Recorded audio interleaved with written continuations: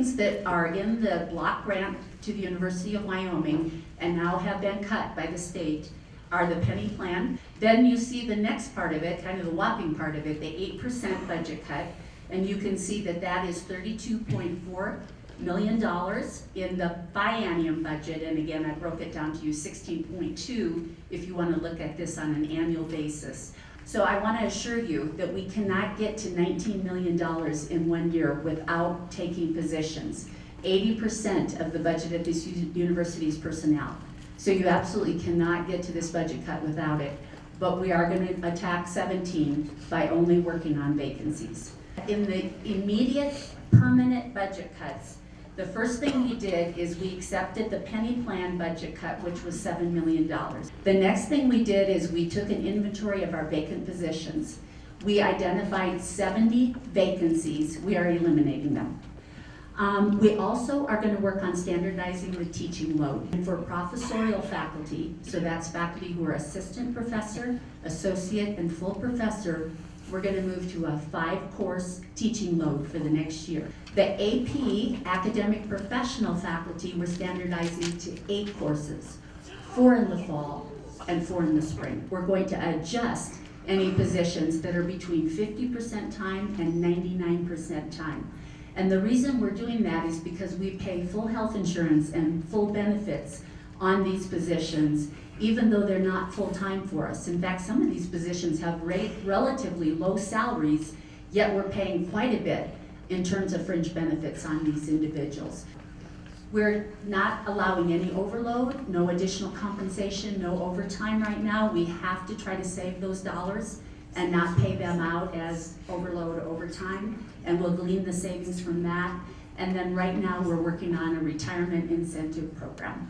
If you'd like to free up your summer schedule a little bit, if you would like to go from a 5-day work week to a 4-day work week, 40 hours to 32, we'll allow it, we'll work with you. You can work with your supervisor on it, but we're gonna try to do that to see if we can capture a few savings in terms of just our summer hourly payroll. We really wanna make sure we're fully implementing what we call the minimum course enrollment standards. And that is that undergraduate courses should have at least 10 students enrolled in them, and graduate students should have at least 5 students enrolled in them. We're asking that you just look at travel. We're not freezing travel. We're not pulling travel back at this point in time. We know how important that is. If we tried to decrease student labor, we wouldn't save that much. We just don't have that much budgeted for it. But we don't want it to go up either in this time of budget decline. Many of you know that we're undergoing, or you all are undergoing right now, a program review process. I understand that there are about 40 programs that have come up due to low enrollment, low productivity. They're under review right now.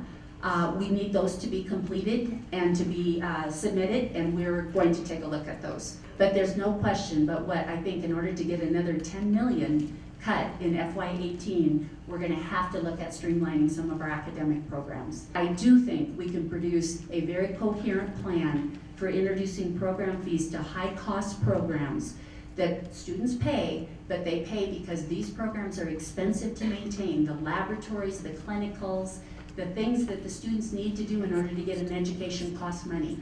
And putting a program fee on it makes sense. Many universities do this. We're going to look very hard at enrollment. And I just want to say this right now, we can't afford to lose 1 student at this university. If enrollment is down this fall, I'm worried, because you need every student here paying their tuition and their fees, and we will work on a tuition increase as we move forward too. We certainly need to have a plan for diversified revenue to this university. We really cannot continue to rely as heavily on state funding as we have in the past. But the University of Wyoming is in the midst of working at upgrading its entire financial system, finance and accounting system, and making it much, much better than it is today. And this needs to happen. And so you'll notice that there are one-time figures in there where we need to essentially find money in order to pay for this upgrade, and it is $23 million, so this is no small figure to get this upgraded. But truthfully, folks, it should have been done years ago. So it's time to get this done, so you have a first-class financial system and accounting system that's providing the information you need in order to run the university. And I don't want to end with a budget cut without telling you there's still a vision, and we're gonna get there.